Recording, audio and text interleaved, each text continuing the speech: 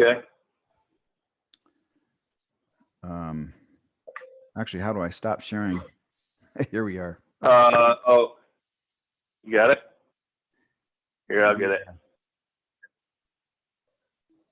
Whoa. Got it. There we Okay. go. Okay, Hey. we are live. Yep. Now We're live on LO Agent Mastermind as well. What's up, Jeff? Cool. Oh, man. Woo. What's going on? We figured some cool stuff out, didn't we? Hear a little echo there. I'm getting a lot of background noise. Let me. That's from your speaker.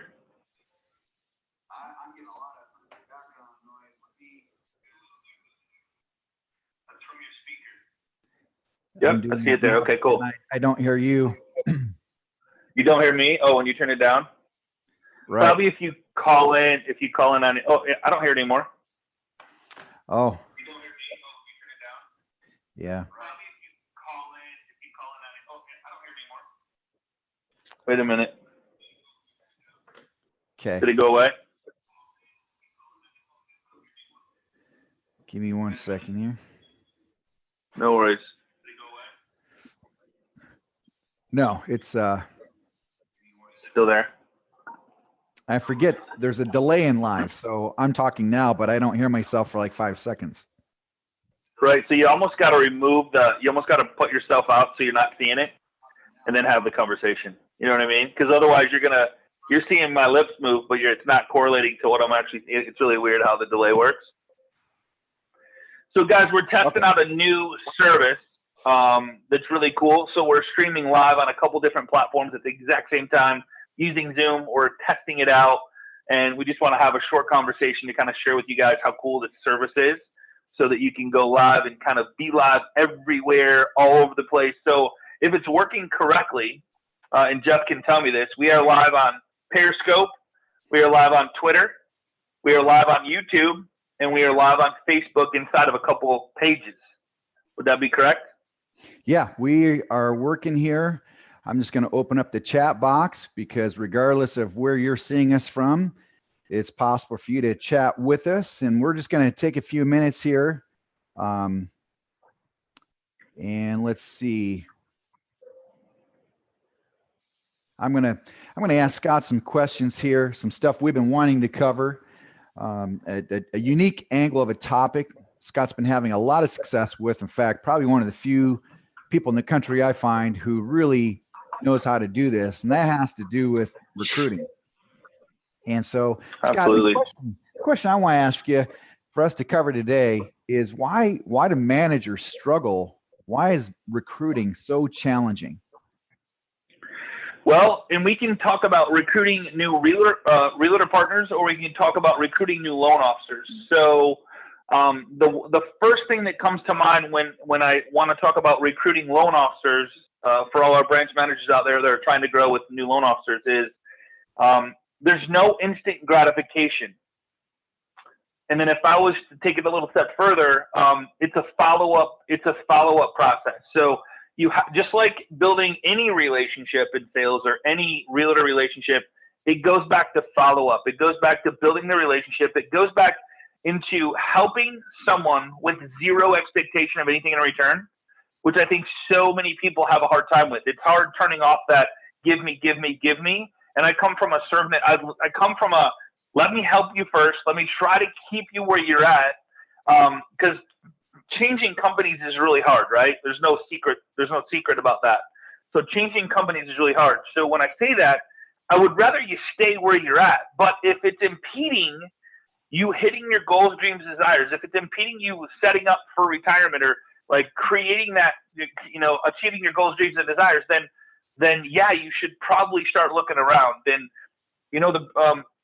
the hardest part with this is the current model in today, as we see it, is very difficult to, as a branch manager, be profitable when recruiting new loan officers that have been in the business for a really long time, used to making a bunch of money, that are good at, good at driving in the deals.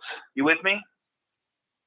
So so where I'm going with this is, if you can help that awesome salesperson to stay on the sales floor, I call it the dance floor, stay on the sales floor and keep them selling, then they have a better opportunity to grow their business. Now, where a lot of top loan officers fail is they get stuck. And let me just tell you a story. So Jeff, you've probably known many loan officers that are really good at that 4 to 5 mark per month. And then 1 month they do 10, which, summer months, real busy. They do 10. It's utter chaos, stressful, anxiety, might blow a relationship, blow a loan, and something bad happens. So what happens? They retreat back to the 5, like comfort zone. I'm good. My wife or husband, man, they got really upset with me because I was never home, working too many hours, blah, blah, blah.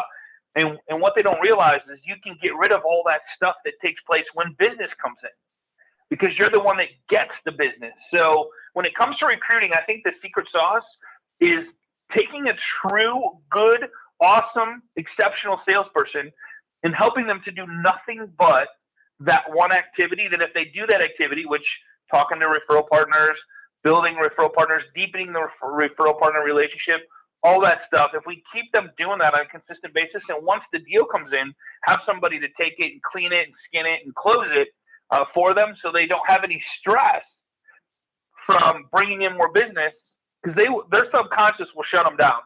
If they wake up and go, man, I had a guy say this to me, Jeff, one time. He goes, man, I had an awesome meeting with an agent, and they were a monster, but I pray to God they don't give me any business.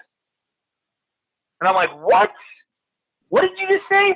Like, yeah, dude, I can't handle any more business. Can't handle it. No more. I'm like, I don't even understand what's coming out of your mouth. You need to explain this.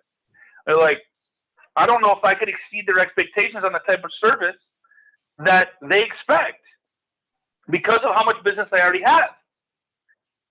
And I went, what is that thought costing you right now? Right? So here's what happens.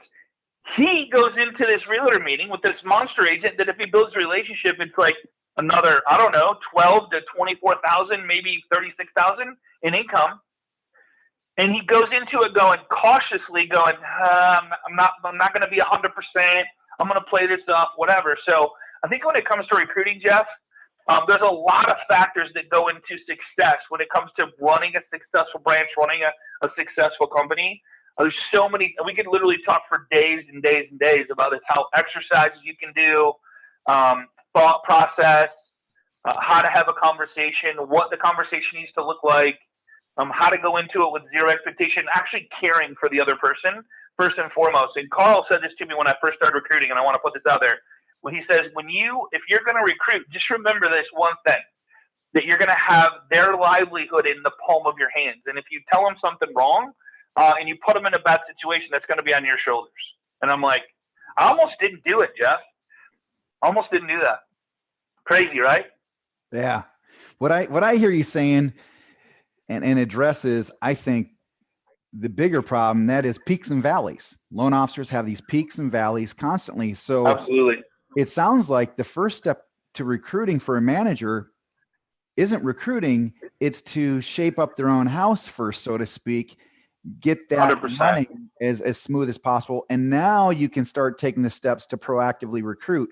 So if they are, if they've been struggling with recruiting, that might be the issue they're having, and an inability to attract quality talent because they got too many problems happening in-house. Well, you bring up a good point, Jeff. You bring up a good point. So a lot of people want to start recruiting before they have their own house in order, right? And that's a big mistake. I've had people fall flat on their face, and it's a terrible thing. So what I prefer and what I always tell people, full transparency, let's get because something's got to give, right? If you say yes to this, you're saying no. If you're saying yes to recruiting, you're saying no to growing your business and growing realtor relationships and deepening those and keeping those and getting referrals from your past. Like, something's got to give. So if you say yes to recruiting, you better have this in order. You better have your loans in order so that something gives. It's not the whole thing gives and you have $0, because there's no instant gratification. There's no take an application today and close in 15 days. These people are saying 15 days, like everybody wants to close in 15. It's almost impossible to do it. you know, if you got to order the appraisal and everybody has, but I mean, even 30 days, there's no paycheck. If you are going to recruit and grow a branch, you better have your house in order where like you're closing double or triple of what you normally would, so that if you go to half, you're still making money and the homestead is good. There's no problem, because if money starts dropping, and believe me, I've been in this situation, if money starts dropping and dwindling, things get a little crazy at home. It's not going to be easy on you to come in and have a game face and go, all right, I'm in this. I'm gonna call loan officers today, and I'm gonna recruit loan officers, and I'm gonna engage, interact, and do the same thing as I would with agents with loan officers. It's very, very dangerous. So what I try to help people do is get their house in order, make sure that they're solid. But then once they're solid, doing more loans, more relationships, they start delegating this stuff out of the stuff that has to be done while the business is doubled, so they're comfortable. Think about this, Jeff. Think about this. If you take and say you're closing 5 loans a month, and you go from 5 to 10 or 5 to 15, and you do all the things, and you put a team in place, and you have loan partners and processors, and then you go talk to a loan officer and go, hey, let me show you how I went from 5 to 15, and have the time to come and talk with you and help you and coach you and mentor you and give you that platform that I have. Let me show you how to set it up where you're currently at.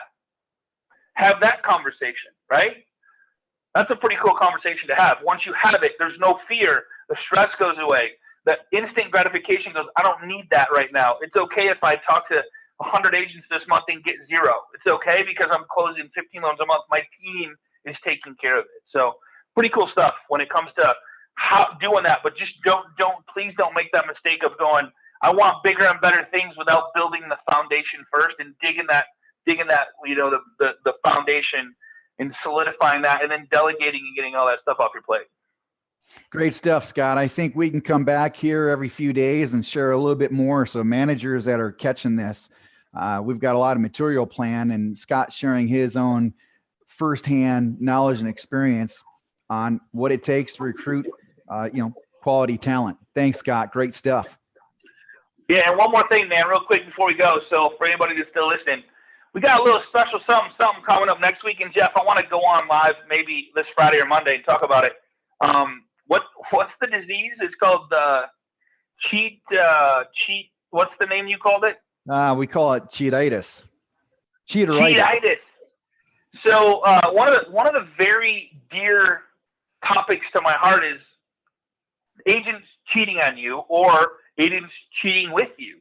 And so I'm going really deep on this in fact, we're doing a webinar next week, and we'll talk about that later on our next live webinar. But man, I'm telling you, right now more than ever, I'm seeing more agents cheat on their loan officers, and I just want to help you to not lose on the, you know, if you're depending on 3 to 5 agents, not only how to help you keep them, but how to add 5 more realtors so that if you do lose 1 or 2, it's no big deal. So super excited to talk about that next time, Jeff, if you're open to it.